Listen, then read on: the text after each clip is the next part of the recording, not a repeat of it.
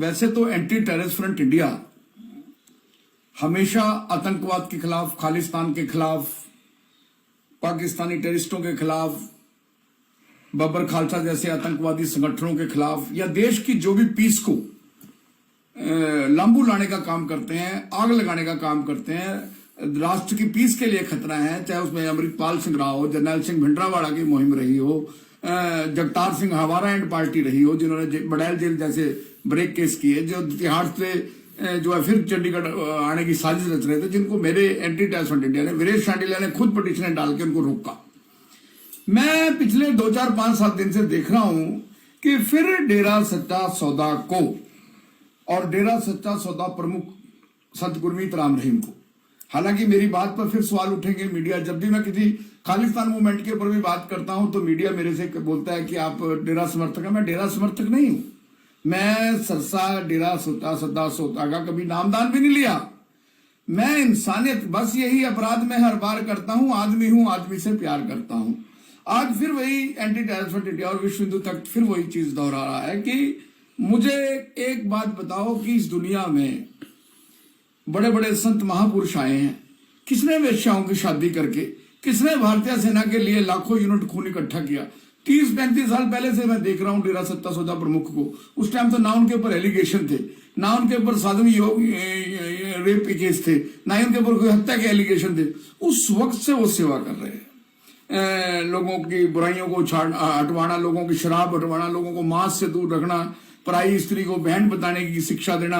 और मैं समझता हूं कि जितने समय से मैं संत गुरमीत राम रहीम को देख रहा हूं, अगर लास्ट 22-24 साल से भी मैं बात कहूं कि मैं उनकी हिस्ट्री को, उनके इतिहास को 25 साल से देख रहा हूं, पढ़ रहा हूं, कभी मौका लगता है टीवी पे उनका सत्संग भी सुनता हूं, जब से सोशल मीडिया आता है तो किसी ना किसी रूप में सामने आते हैं। मैं नहीं समझता कि उन्होंने, जब से मैं उनके संपर्क में आया, मैं उनको देख रहा हूं किसी चीज को फॉलो करना, तो मैंने नहीं देखा कि कभी किसी उन्होंने इष्ट के खिलाफ, किसी देवी देवता के खिलाफ, 10 गुरुओं के खिलाफ कोई इस तरह की बात कही हो कि जिससे समाज में भाईचारा खंडित हो, हिंदू सिख भाईचारा खंडित हो, हिंदू मुस्लिम भाईचारा खंडित हो, हिंदू ईसाई भाईचारा खंडित हो।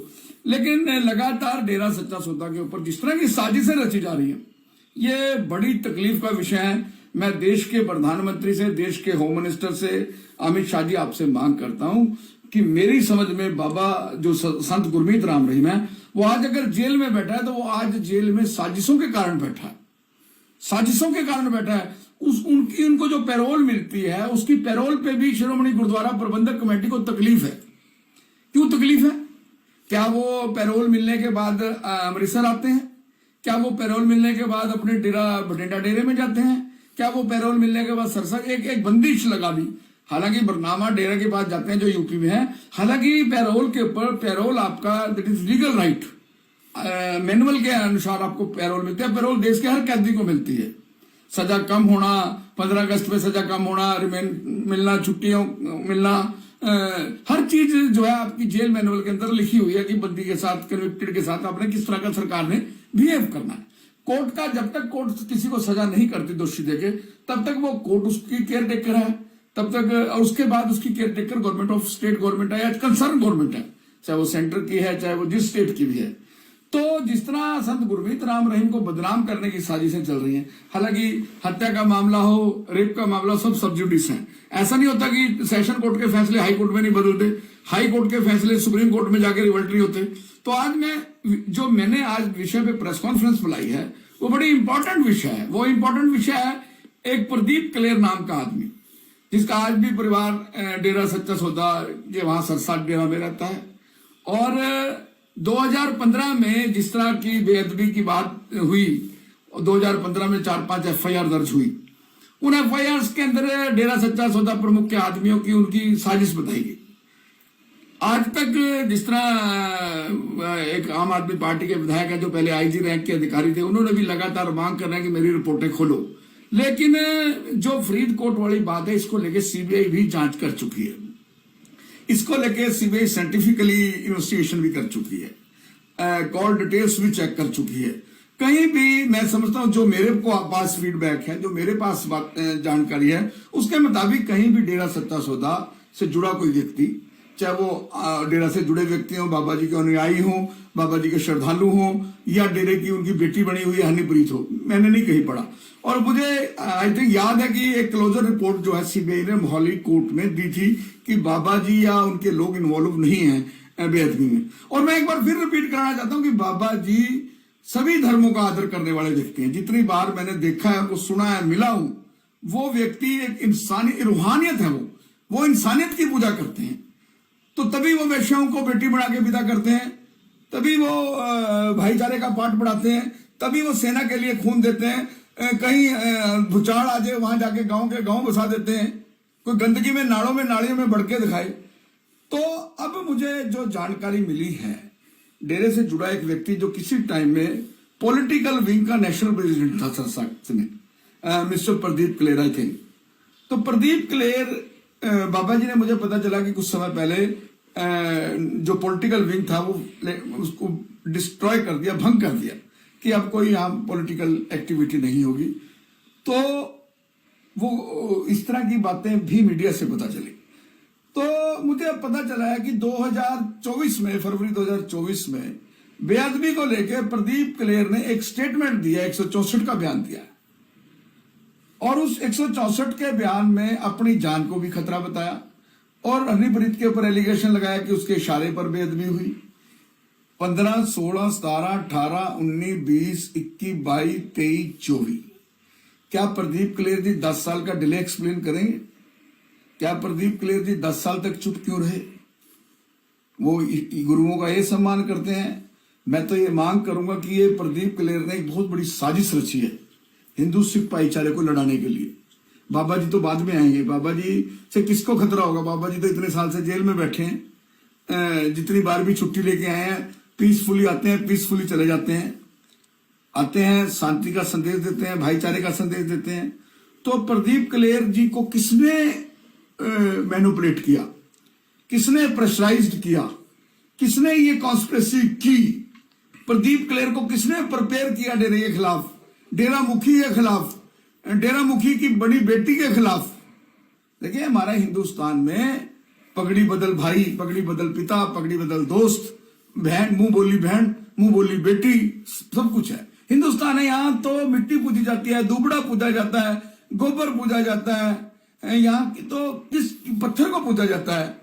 यहाँ अगर हम किसी को बोल दें कि ये मेरी मुंह बोली बहन है, तो वो मुंह बोली बेटी है, वो अपनी सगी बेटी से भी ज्यादा मानी जाती है। ये हमारी संस्कृति है, भारत की संस्कृति है। हम उस देश के वासी हैं जिस देश में गंगा बहती है। यहाँ तो ख्वाजा जी की पूजा होती है, पानी की पूजा होती है, सुबह सूरज निकलता है उसको हम अर्घ दिखाते हैं। ये हमारे भारत की संस्कृति है दोस्तों। तो ये जो प्रदीप क्लेर ने एलिगेशन लगाया 164 का, वैसे तो आइज ऑफ द लॉ बयान चाहे 164 का हो, बयान चाहे 161 का हो, 161 का बयान बिना सैन के है, 164 का बयान सैन के है before the court, before the जज, 1 to 1। लेकिन कोई इसकी रेलेवेंसी नहीं है भाई 164 के बयान के बाद आप किसी को गिरफ्तार कर लोगे। 164 के बयान के बाद भी आपको एविडेंस चाहिए, आपकी 164 के बयान की रेलेवेंसी चाहिए। स्टर्लिंग के 164 का बयान जो देने वाला है वो स्टर्लिंग विटनेस है कि नहीं, उसका बेस क्या है? 15, 16, 17, 18, 19, 20, 21, 22, 23, 24, 10 साल के बाद फिर पंजाब को और हरियाणा को आग में दहलाने के लिए आ गए हैं कोई मिस्टर प्रदीप।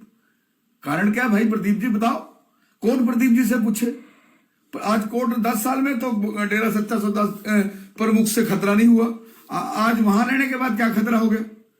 तो ये साजिश एक भगवंत मान जी को मैं मिलूंगा भी।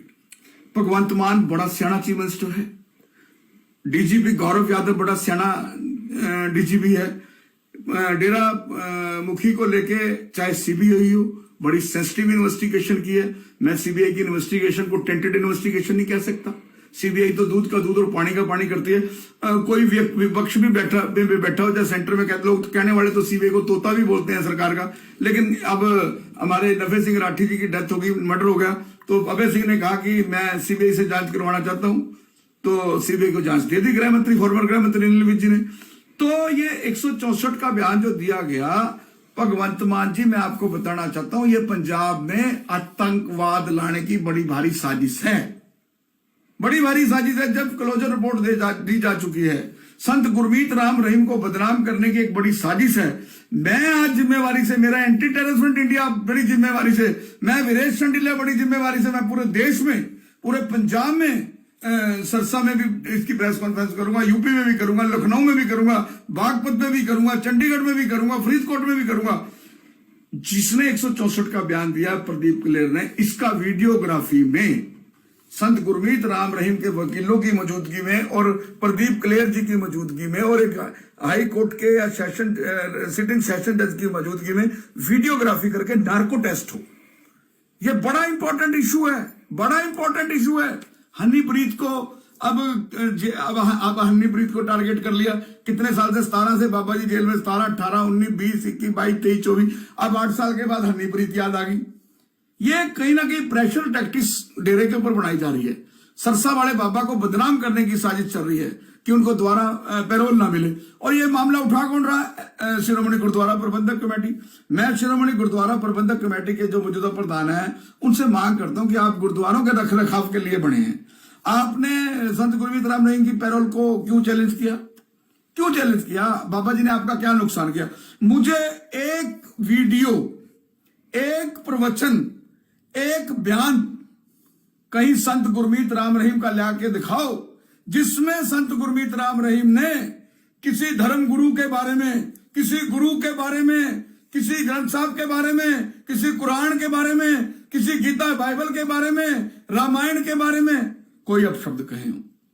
देखिए, संत जी जेल में है, साजिश ना रच, कोई भी व्यक्ति साजिश ना रच सके। मैं भगवंत मान की क्यों इज्जत करता हूं? भगवंत मान को जब जरूरत पड़ी उन्होंने अमित शाह के साथ मिलकर पंजाब में एक खून की बूंद नहीं डुलने दी और उस अमृतपाल सिंह को डिब्रूगढ़ जेल पहुंचा दिया जहां जो पंजाब में आतंकवाद लाना चाहता था। तो जरनैल सिंह भिंडरांवाले से भी बड़ा बनना चाह रहा था। अब भी वो देश के लिए खतरा है, अब भी एक बहुत बड़ी साजिश जारी है। तो मैं शिरोमणि गुरुद्वारा प्रबंधक कमेटी से मांग करूंगा कि आपको कोई राइट नहीं है। बाबे ने पैरोल पे आगे किसी सिख जत्थेबंदी के खिलाफ, किसी किसान आंदोलन के खिलाफ, किसी श्री गुरु ग्रंथ साहब के खिलाफ, पहली पातशाही से लेकर 10वीं पातशाही के खिलाफ कोई अपशब्द नहीं कहे। और जिस तरह प्रदीप कलेर जी पॉलिटिकल विंग के नेशनल प्रेसिडेंट थे, हो सकता है उनको पॉलिटिकल नेशनल प्रेसिडेंट जो विंग भंग हुआ उनको उसकी तकलीफ हो और ये गेम खेल दी हो, इसलिए उनका पब्लिकली, मैं भी पेशे से, मैं भी एडवोकेट हूं, मुझे भी बिठा लें, मैं भी 4 सवाल लिख के दूंगा। जो नार्को ब्रेन मैपिंग और नार्को टेस्ट होगा वो वीडियोग्राफी में मैं भी 4 सवाल पूछूंगा, मैं भी लिख के दूंगा 4 सवाल। तो पंजाब के चीफ मिनिस्टर साहब भगवंत सिंह मान साहब, डीजीपी गौरव यादव साहब, आप कोई ऐसा काम ना करना पंजाब में जिससे अमन और शांति खराब हो। और प्रदीप कलेर को किसने अप्रोच किया, किसके थ्रू अप्रोच किया, किस पुलिस ने स्टेटमेंट कराई? 164 का बयान कराने की जरूरत एकदम इतने साल के बाद क्यों जरूरत पड़ी? फिर सीबीआई की क्लोजर रिपोर्ट के बाद भी सीबीआई इसकी 164 के बयानों की क्यों जरूरत पड़ी?